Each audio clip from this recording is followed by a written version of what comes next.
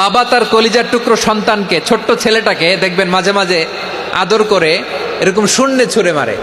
তো মেয়েটাকে শূন্যে ছুঁড়ে মারলে দেখবেন মেয়েটা খিলখিল করে হাসে, খিলখিল করে হাসে। ও যদি নিচে পড়ে ওর হাতও ভাঙবে, পাও ভাঙবে, তারপরেও হাসে। কেন হাসে? কারণ মেয়েটার বিশ্বাস আছে যে আব্বু আমারে ছাড়বে না, আব্বু আমাকে ঠিকই ধরে ফেলবে। চিল্লায় বলেন ঠিক কি না? ও আমার প্রাণের ময়মনসিংহের ভাইরা, এই জমিন চলে বিশ্বাসে। বিশ্বাস এই পৃথিবীর সবচাইতে দামি সম্পদ।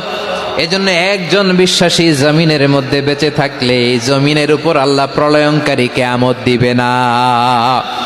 এজন্য আল্লাহ বললেন ওয়াল মুমিনিনা ওয়াল মুমিনাতি, বিশ্বাসী পুরুষ এবং নারীকে আমি আল্লাহ বড্ড ভালোবাসি।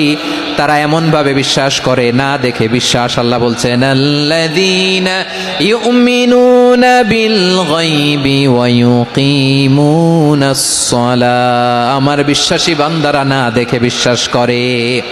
অদৃশ্যের প্রতি তারা বিশ্বাস রাখে, না দেখে বিশ্বাসটাই আসল বিশ্বাস। ঠিক কিনা বলেন?